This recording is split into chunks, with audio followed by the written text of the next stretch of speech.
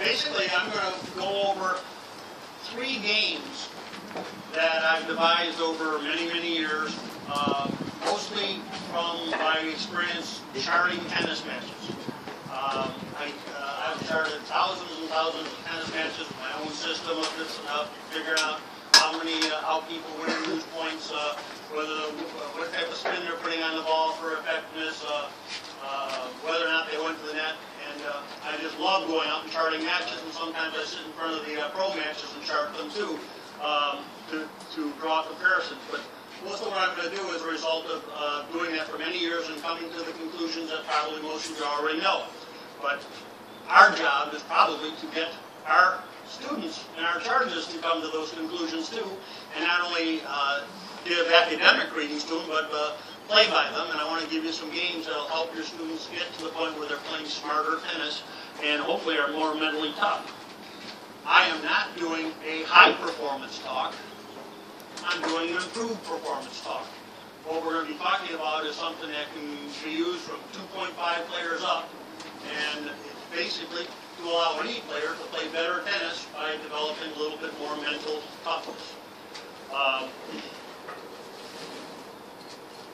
I was witness once at a tennis academy I went to, just to watch for a little bit, a parent come up to one of the pros at the academy and say, "How do I get my kid to become more mentally tough?" And the pro was really put on the spot. He didn't know how to answer that. He said, "Well, just get him to play a lot more."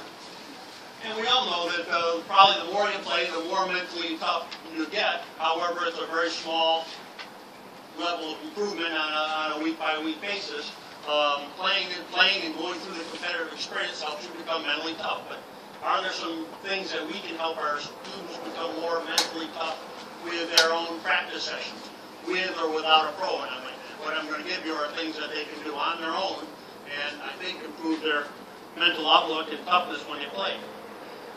I think we should all, having charted thousands of tennis matches, it's always astounding that when I get my statistics of a match and I see, I try to go over a little bit with my player, and it's always astounding how the player had a whole different perspective. So many misperceptions of how they perform and what they should do out there from what at least my charts and statistics say. And it occurred to me many, many years ago that tennis is just a game that puts you in an arena for a tremendous amount of misunderstandings and misperceptions. And we ought to put that in the background of this talk a little bit. There are certain external factors that cause us to have tremendous misperceptions as to how we play and how we should improve. One of those external factors is the score system. We may all take it for granted, but we all know that the score system is something that tremendously hurts our ability to understand what's going on out there.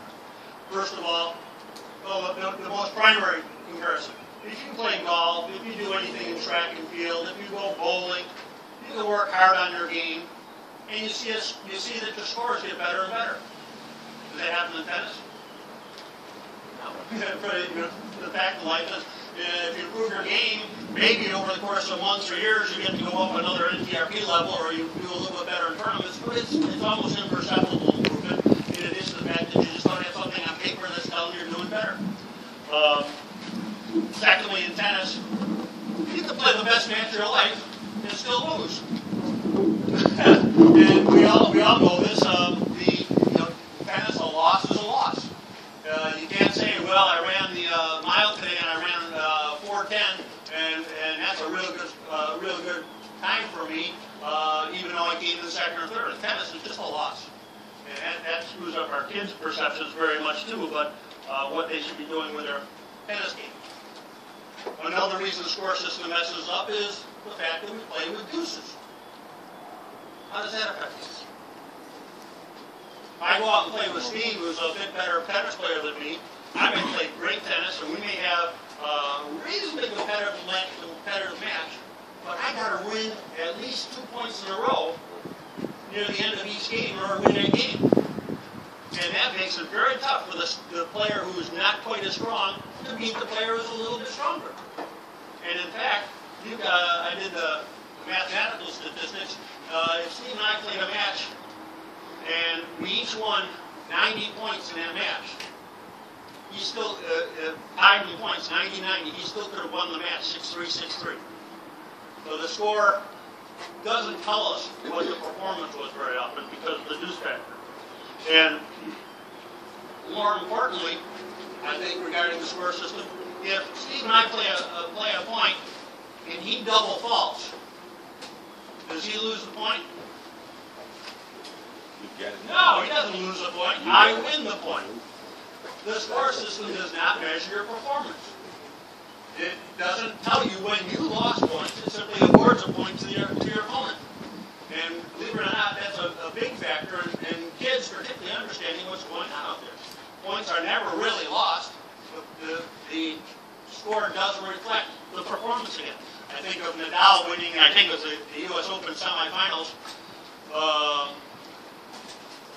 Who do you play? The other Spaniard, right? How do you win the last 2 points of the match?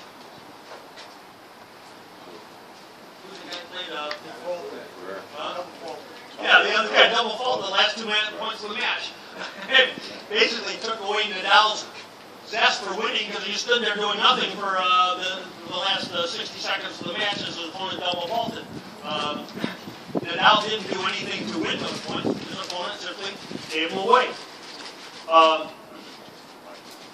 Another reason we have great, tremendous misperceptions of tennis is that we're always forced to compare as teachers, and I'm sure players on their own compare themselves to the pros.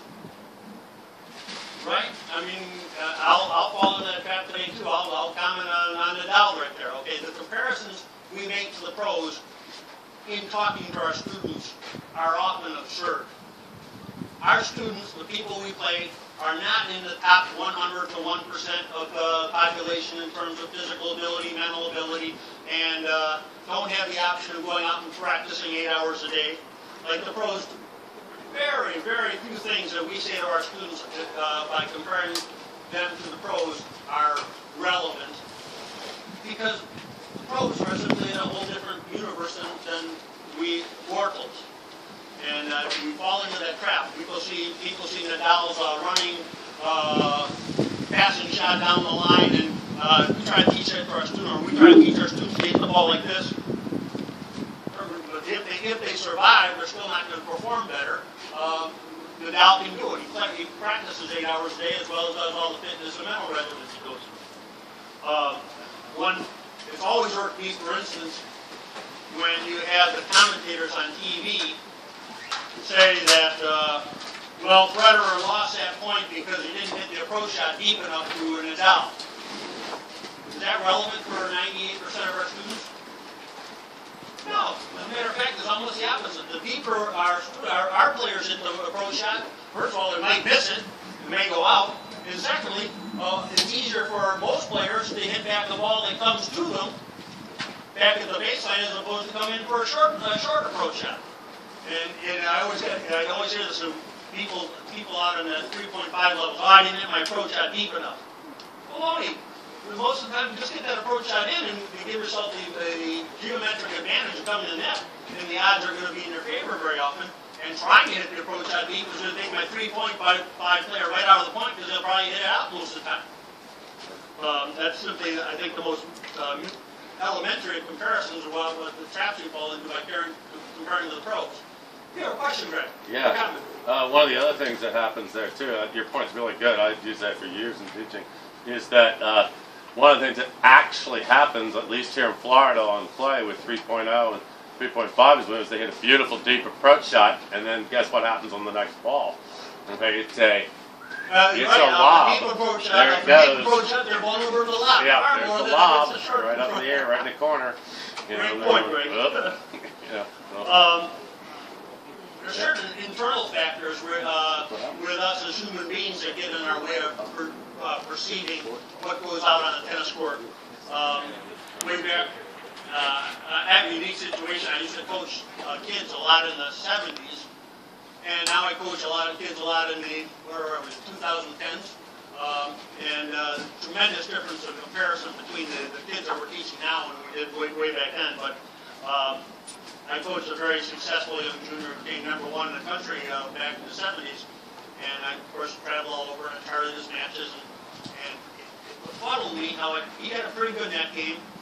And I charted his match, and we get done and we go over the match and say, now, Billy, why didn't you go to the net more often? You went to the net 9 times in that set, and you won 7 of the points. So why didn't you go to the net more often and make it a lot easier or something? I said, no, what do you mean? Every time I went to the net, he passed me. Okay, why is it? Right, we have this thing called our ego, and it tremendously changes our perception of what goes on a tennis court. Our ego is injured when we are cleanly passed. That's what we remember. What we don't remember is those other 7 times we came to the net and we won the point because our opponent missed the passing shot.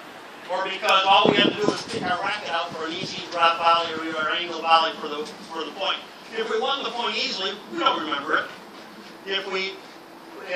Likewise, if we win the point with a spectacular shot, we remember it. Our ego filters. He forgets all those other times where it was routine when he got in good geometric advantage of being at the net, and he just won the point because of a missed passing shot or intimidating his opponent and he didn't have to do something spectacular. But that is something I was always amazed at watching tennis matches, how the player had a whole different perception of what was going on than what was really happening there.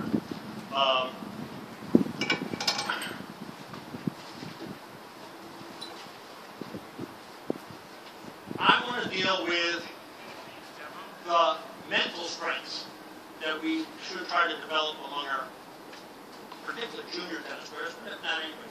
Anybody have an idea? I wonder if you read my mind yet. What am I going to say is the most important mental strength? It's missing in our today's youth, and sometimes I even wonder why. They say that statistically now, I don't think there's a player under 20 in the top 150 in the world now. They say that there's no longer younger players ever breaking through. And I have a little theory on that and relates to what I'm just saying. What's missing in our youth today compared to what I saw in the 70s? Good answer. Begins with P, though, similar. Patience. Patience. It's phenomenal. I'm dealing with kids these days, including I have a 5-year-old son at home, and there's no patience at all in kids anymore. When I was a kid, I was told when I had to do a 5-hour car trip to New York City, be patient. And I had to suffer through it, and I had to learn to be patient. If I sat through an hour-and-a-half church service, I had to be patient. Kids today don't have that training ground anymore. My own theory as to why there's so few young kids, teenagers and top players in the world is kids now don't have patience. My own 5-year-old, boy, he can't sit down to a dinner at a restaurant without stealing his mother's phone and playing the games on it. Can't be patient, and he's impatient before he can get the order, let alone wait for the order to come in. And I think our job as tennis players, or tennis instructors, is to try to help teach our kids patience. Perseverance, too, by all means. I think they're very much related. The fact of life is, again, having charted thousands of tennis matches, who wins the point? Who wins the matches if they're competitive matches? The person who makes the fewest errors, not the person who makes the most winners. In this huge portion of the matches of the people that we coach, errors decide the matches. If you chart hundreds of matches or thousands of matches, you see that. Okay, I'm going to give you a couple quantum leap conclusions I've made, and I usually try to get my students to understand them. A lot of tennis is decided by the 80-20 rule, the 80-20 proportion. That's called Perotta's law. A lot of things in life are decided by an 80-20 rule. 80% of the time in a competitive match, if a player tries to hit a winner they're going to make a mistake. Okay, you can say that while we can't compare to the pros most of the time, it's phenomenal to see Ferrer playing Nadal and how Ferrer starts trying to get winners because he gets frustrated, and this makes a lot more errors.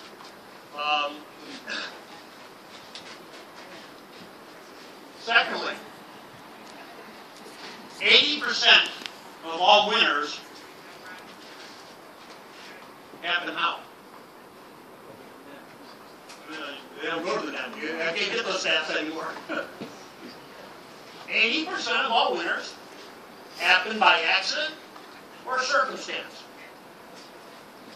No, that's the answer. Accident or circumstance. 80% of all winners come by accident or circumstance. In other words, the player was patient enough to allow the winner to come about. And again, it's fascinating when you chart matches of our 3-0s, 3-5s, 4-0s, 4-5s, and see, oh, he just had a winner. But he didn't have a winner by winding up and killing the ball. He had a winner because his opponent got inadvertently pulled to the side, and he just hit an easy shot down the other side. He kept his concentration and got another ball back. But those are sort of quantum leap conclusions I always try to get my students to start understanding. If you're patient out there and keep the ball and play one more time, winners are going to happen. But if you try to make a winner, 80% of the time you're going to miss it. I also get concerned at how often players don't understand what caused their error. I learned from Bill Kimmel a long time ago, there's 3 things that cause errors. Actually, there's 4 things that cause errors. What are they? Decision making causes errors, no doubt about it. But that's not what I'm looking for. Technical skills, footwork, mental. No! My apologies. Long. No, specifically, what caused error? Long. Hitting too far, too wide, Too far left. hitting into the net, or missing. Okay? And there's one other thing. Okay, now what causes us to hit the ball too hard or too far or wide? Generally, too much backswing. Okay, particularly with a modern tennis racket. Okay? And very often I want my students to realize they put too much backswing. Okay? If they hit the ball in the net, they simply didn't put an arc on the ball. Or they mishit the ball, they didn't hit the center of strength, which usually comes from taking their eye off the ball. Okay, the 4th cause of errors is what I call a missed trajectory. A missed trajectory is where you hit the ball cleanly right on the center of strings, hit it just the way you wanted to, where it went 2 or 3 or 4 or 5 or 6 inches wide, and you simply did what? You tried to hit too good a shot. You tried to hit too good a shot, which is again one thing we'll try to be working on in our drills today. I got a kick out of watching. Again, I'm comparing the pros. Zonga play in the Sony Ericsson a couple years ago. He lost to a player he shouldn't have lost to, Veneto. And Zonga was not having a good day, and he was doing all his athletic moves. And I say Zonga is a guy that likes to win on athleticism, and I'm not sure what else is in there. But he was killing the ball and sometimes missing shots by 10 feet. Well, he wound up and tried to kill the ball, and it went about 10, 15 feet long. He yelled at himself, "Damn it, watch the ball!" Well, he didn't miss the shot because he took his eye off the ball. He missed the shot because he was trying to hit too good a shot. And he really didn't understand what was causing the error, in my opinion, or there's something a little bit more refined to his outlook than I have. I was warned that would happen.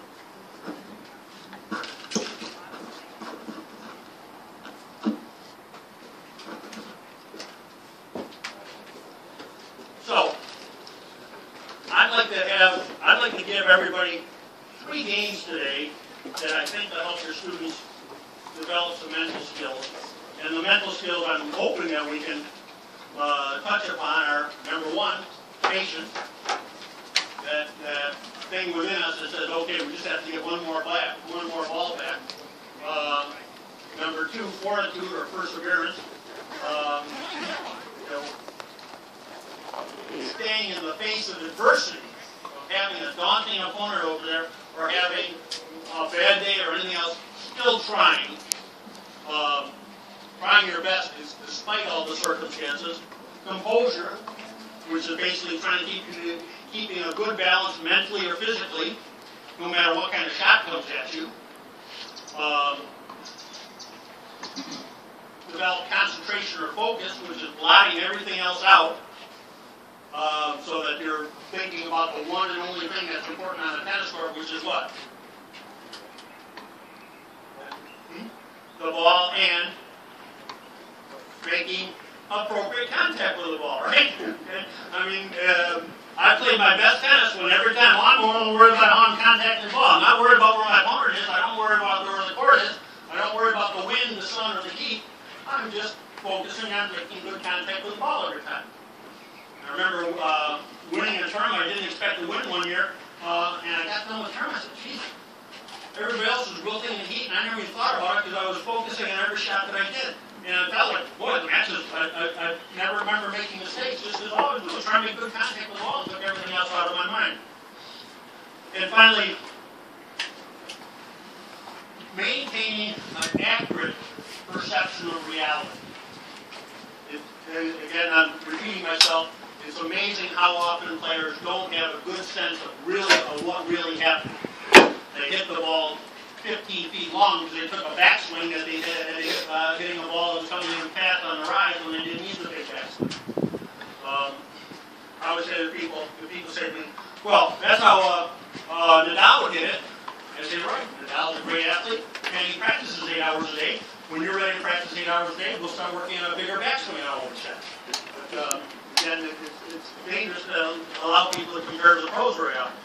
So, if you didn't get the little handout on the games I'm suggesting, I want to go over two of them pretty perfunctorily and the other one a little bit more in detail. But first of all, simply absolute scoring. Has anybody ever had the kids playing with absolute scoring or something thereof?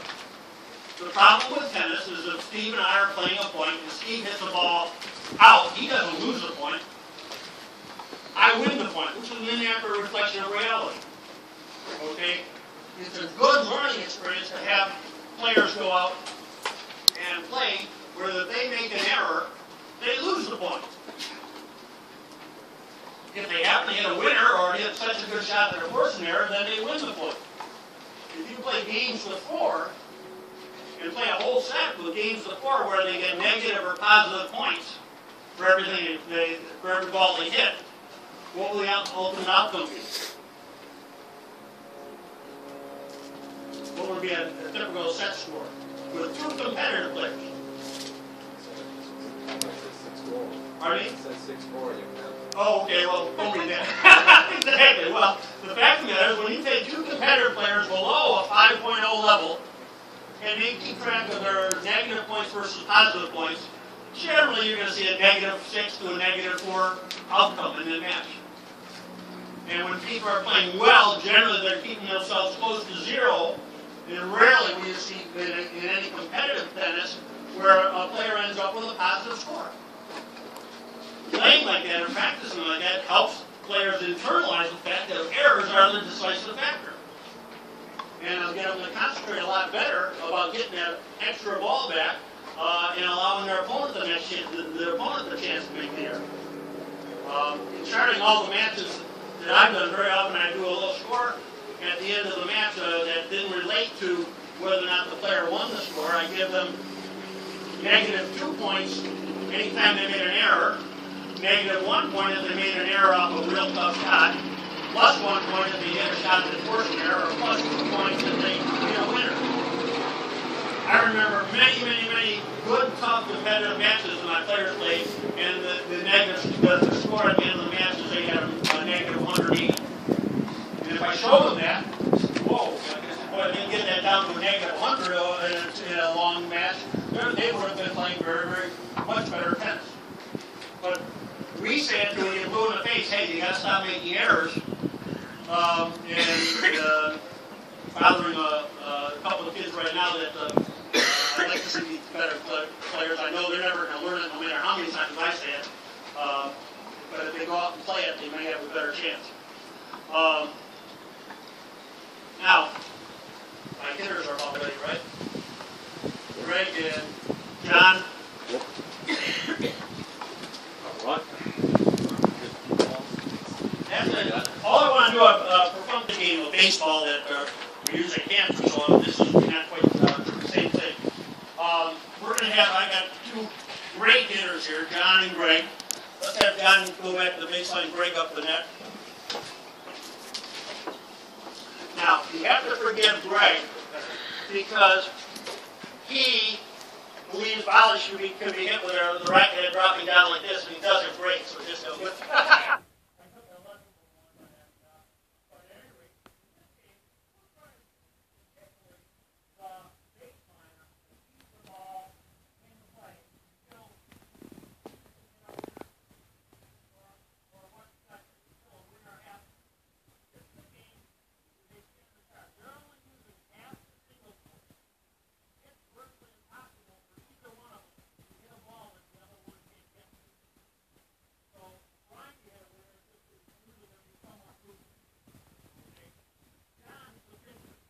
demonstrate for a second here. The reason I call it baseball is when I first taught the drill here, I said basically you should act like a pitcher back here. John is trying to hit a ball that will make it tough for Greg to volley. What are the main elements that are going to make it tough for Greg to volley? Low ball. Huh? Low ball. A ball that drops at Greg's feet? No pace. Okay, now is that crucial against 3, 5, and 4-0 players? Maybe against Amanda, but I don't. Okay, in my opinion, a low ball is very important against real strong players, but against most people, just getting the ball back may be good. Secondly, getting the ball back with spin. Okay, makes it much tougher for Greg to volley. Top spin, underspin, or whatever. Okay, but basically, John is starting off as a pitcher. I tell John, you're trying to hit a ball that Greg cannot hit back between the center line, which is on the court here, and the single sideline. Okay? If Greg successfully hits the ball back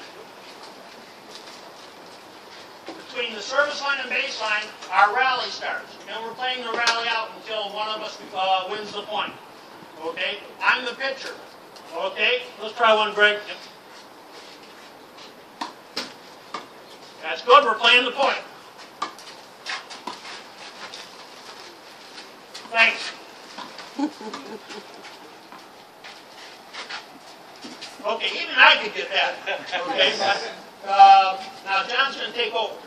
If John hits a ball that Greg doesn't get back to the center service line, the service line of the baseline, it's simply a strike. Okay. Similarly, I forget what a ball is here. So let's try to play a pointer. So go ahead. Drop it in.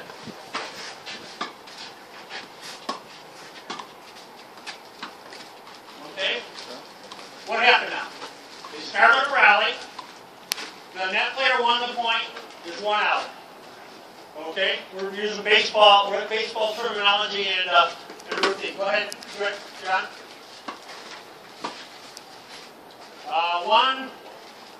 One strike, right? Because you didn't get it back into the right area. He's got to hit it in the singles court between the service line and baseline. Ball one.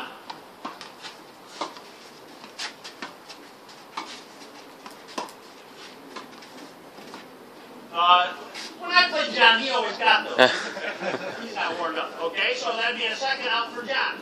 Now, I'm going to encourage John. I'm going to encourage the person back here to try to hit balls that are tough to volley with, if possible, a lot of topspin going to Greg's feet or getting a good slice, which makes it tough to volley. Unless you're Greg. Okay? All right, I win that point because it started. What do I have? A man on base. Okay, if I can win at least 4 points, I win a run. Okay, we got 2 outs, right, John? Go ahead, give him a tough one. There it is. Strike one. Strike one. Underspeed.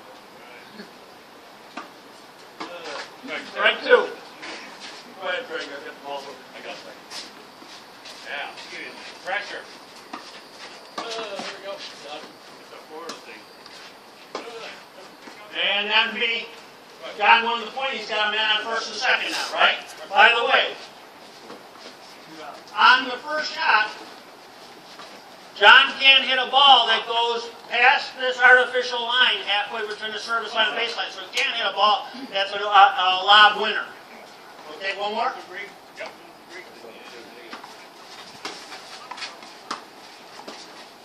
And we have a man on first, second, and third. With 2 outs. Whoa! 3 outs, we switch sides. Okay? The baseball part of it simply gives you a structure to play with it. Okay? And you get the kids moving fast. Now, the thing I always say is, the person back here should be hitting a ball that they can hit consistently in, but making it tough on the net player. With me particularly, because I don't have a chance to work out or I'm lazy about working out, and targets gives me a tremendous workout. I'll play targets and I'll burn sometimes 1,000 calories in less than an hour playing this game. It's great for physical fitness. It's even better for mental fitness. It's tremendous for developing patience, because the rallies are going to go very long, and I'm going to always be hitting to what we call safe target areas.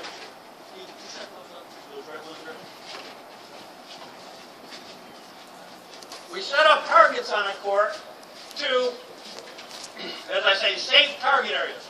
If I'm playing tennis, and I try to hit a ball to this line, if I aim to hit the ball to this line, no, Steve, those are already set. And I miss by 6 inches, what happens? If I'm aiming for a line, I lose a point. Okay, I want my students, my players, to get used to hitting for what I call a safe target area, which is halfway between the service line and baseline, and usually about 4 or 5 feet from the sideline. So we're setting up targets like that on both sides. That's right, Steve. Take with those over there.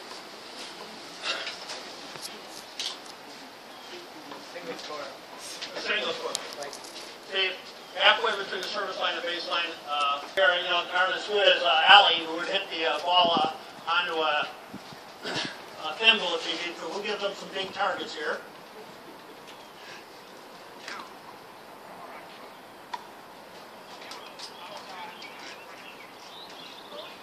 Okay. One of the neat things about targets is that you can very easily handicap the game by having Greg hit the smaller targets than John, perhaps, if we thought John was Greg was the stronger player. We're going to give him even targets today. Okay, the targets are set up into safe target areas, giving yourself at least a 4-foot margin for keeping the ball in play.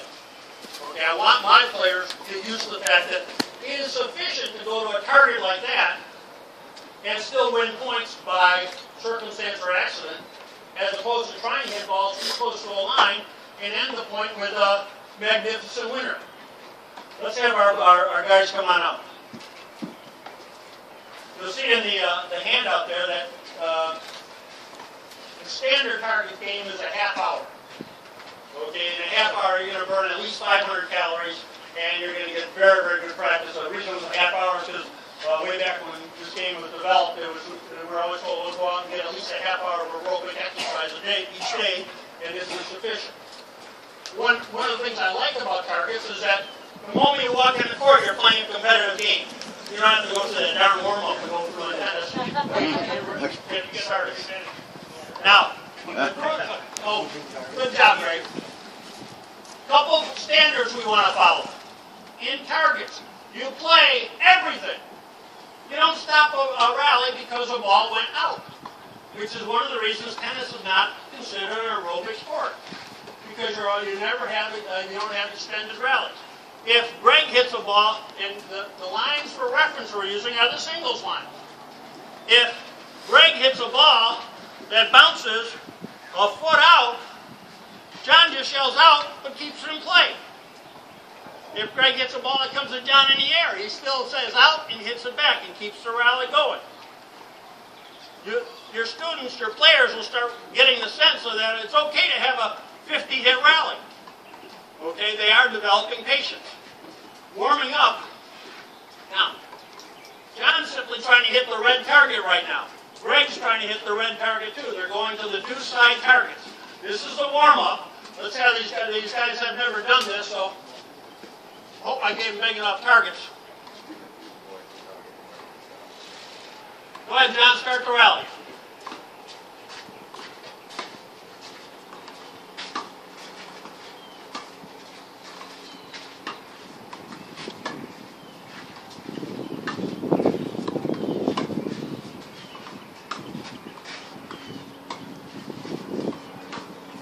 You don't have to move up. You can play it on 2 bounces. Now, that away. Oh, where are you, John? You go for everything. You play everything.